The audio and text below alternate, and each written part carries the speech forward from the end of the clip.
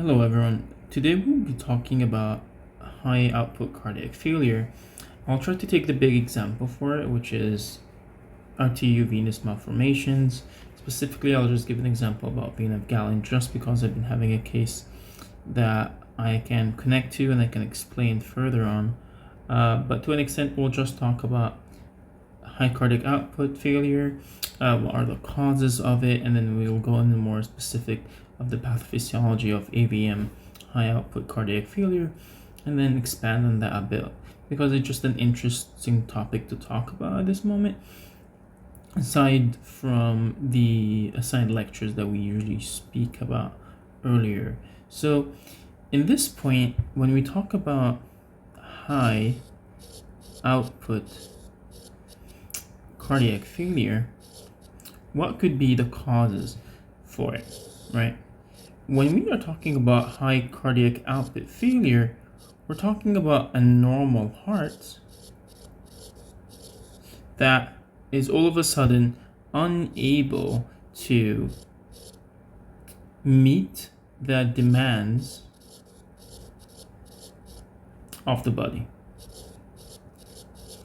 So it's going to be working overtime to meet this demand to an extent that it's going to fail. But in a way, it's failing to meet the demands of the body, but also it's going to start having heart failure in itself by the ventricular functions will start to get to decrease as well. So thinking of the causes of it, I'd like to split them in 4 causes. One of them is going to be the topic that we're going to be speaking about today, which is basically arteriovenous malformation, which in summary, which we'll expand on in details, is the heart will have to supply for 2 different circulations in a way. One is non-functional and one is functional. And we'll talk in details about the effects of AVM, especially if they're large early on. And then I'd like to think of infections or sepsis, or patients who are trying to compensate for septic shock. These are patients who will have increased vasodilatation in addition to increase heart rate and stroke volume initially. So what happens with these patients is once they increase their vasodilatation, the peripheral vascular resistance decreases. And when the peripheral vascular resistance decreases, the heart will have to be working more and more and more to fulfill all of that dilatation that is going to perfuse the peripheral tissue. That in return will cause increased venous return, increased end diastolic volume, increased stroke volume, and eventually the heart will not be able to keep up with the high metabolic demand that the body is requesting in the setting of a sepsis or a severe infection. Thinking also of the same concept, anemia. So when patients have severe anemia, what happens is there's a decrease in blood viscosity. And whereas a decrease in blood viscosity, what is going to happen is there's decreased peripheral vascular resistance because of the increased venous return. Same story, increased end diastolic volume and increases stroke volume. And that will eventually be the healthy heart to fail, the ventricles to basically fail. And then last but not least, anything that will cause the heart to be having persistently high stroke volumes and tachycardia, for example, in the settings of endocrinopathologies like hyperthyroidism. So these would be the causes of high output cardiac failure. So whenever a normal heart, a non-pathological heart, cannot meet the demand of the body in case of a stressors, whether it's an AVM, endocrinopathologies with increasing systolic stroke volume, patients in severe anemia with decreased blood viscosities, or sepsis with generalized vasodilatation. And both of these are on arterial level. I'm rhotastic. I cannot roll R's, so it's hard to pronounce that part. So basically, the vasodilatation and increased heart rate and stroke volume will cause the heart to not meet the demands that is required of it. So taking an example and thinking of Vein of Galen, which which is an AVM. This will be a brain. You have the sagittal sinus, superior and posterior, and then basically what vein of Galen is, which is going to be an example of all AVMs in a way of pathophysiologies, is a malformation between, because this is going to be the ventricles, there's going to be a malformation between the choroidal arterioles over here and the median prosencephalic vein.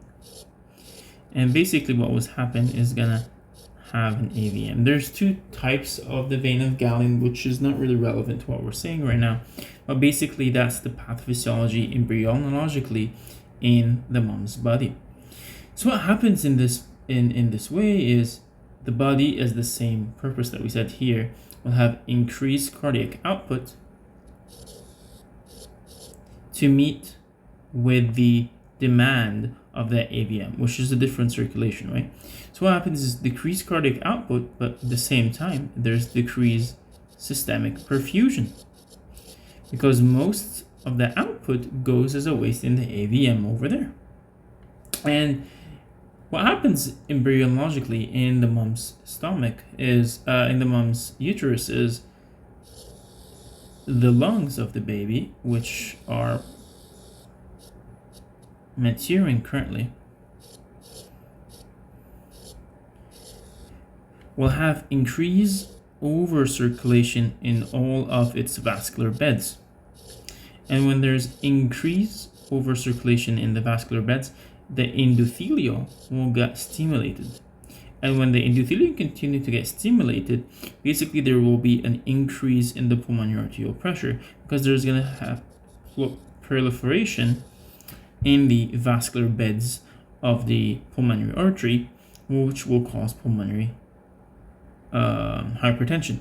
And that pulmonary arterial hypertension will basically cause what? It will regurg and will cause right side heart failure. Just think of it, the increased pressure in the pulmonary artery over here is going to fire back on the right ventricle over here, causing the right ventricle to fail. And then when you're having an increased cardiac output that you cannot meet up with, the left ventricle is working overtime to both feed through the aorta the vein of Galen up here, but also perfuse for the rest of the body. So both of them will go into cardiac failure. So it's going to be biventricular cardiac failure, secondary to high cardiac output. This one is going to be with the pulmonary hypertension. This one will also manifest as tachycardia, pulmonary congestion. This will be external venous distension, and there will be hepatomegaly from the right side of the heart failure. Patients at this time will or can go into shock due to the hyperperfusion that's going on in the hyperdynamic circulation.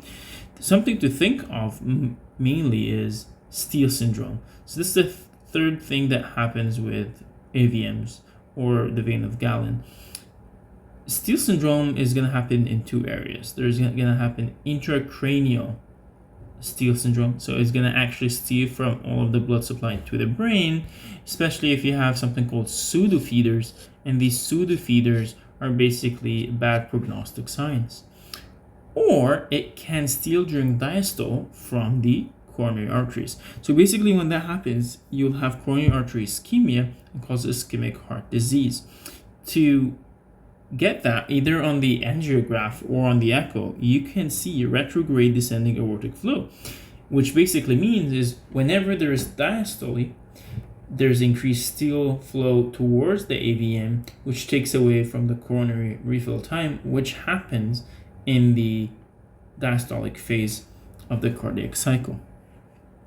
To balance all of that off, before we actually talk about management, we can see the normal, because I did two ultrasounds, you can see a normal brain ultrasound and you can see a an ultrasound of the vein of Galen, and it might be a good imagery for you to see this.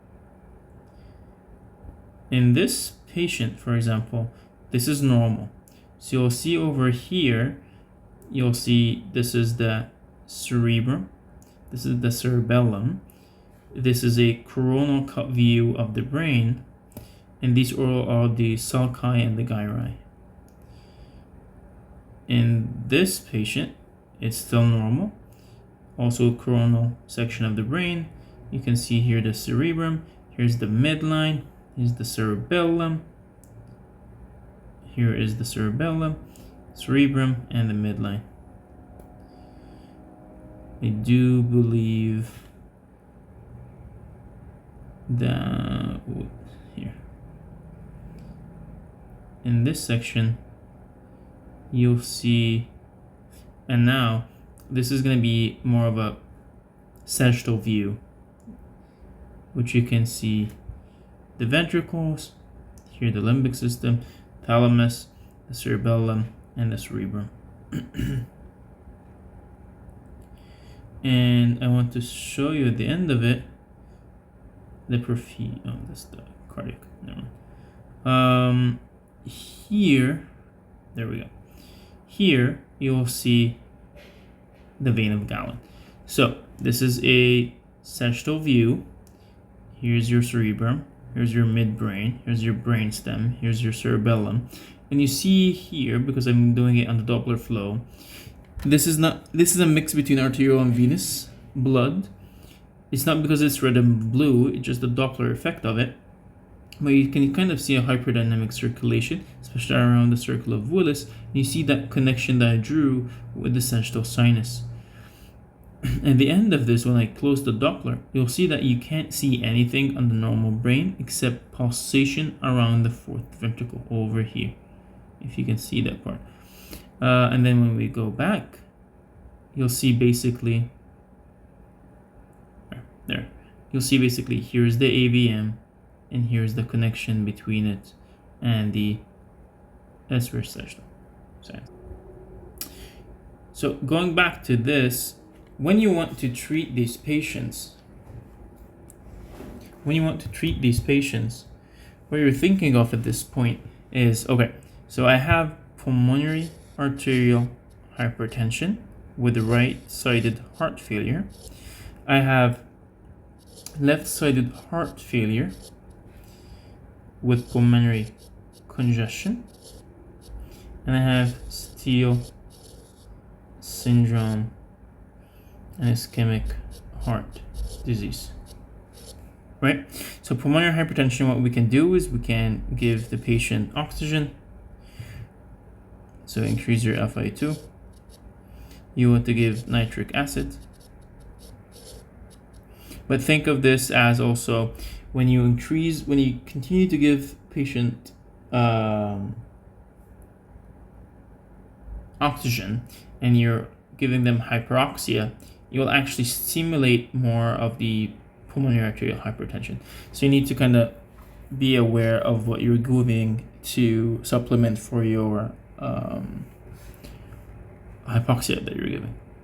And then you have nitric oxide supplementation that you will give for them to help decrease the vascular resistance. You can give sildenafil versus prostaglandin inhibitors, which basically gonna help with decrease the right ventricular afterload, which basically will help all the postductal circulation flow, and it decreases systemic vascular resistance. It really works well on the pulmonary hypertension aspect. And then for the left side heart failure and the decreased perfusion, what we can use is, one, you can always diurese the patient to decrease the overload that the patient is going to be in. We also will need to give these patients pressors. So when it comes to choosing pressors in these patients, I have to be very aware of how these pressors basically work. All right, so when you're giving pressors for these patients, we can give them you can give them epinephrine, you can give them norepinephrine, or you can give them dopamine. So with these drugs, when you give them on pressors, you have to know that all of these drugs are going to increase the systemic vascular resistance. When you increase the systemic vascular resistance, it means you are increasing the afterload in a patient that is already in left side heart failure, right? So these are not going to be the best choice to give the patient. All right. What about I can give milrinone? However, when you want to give milrinone, you have to pay attention that milrinone will cause decreased diastolic perfusion pressure. So milrinone will decrease diastolic perfusion pressure. So if you're giving it, you have to be aware that this will aggravate the patient's Steele syndrome.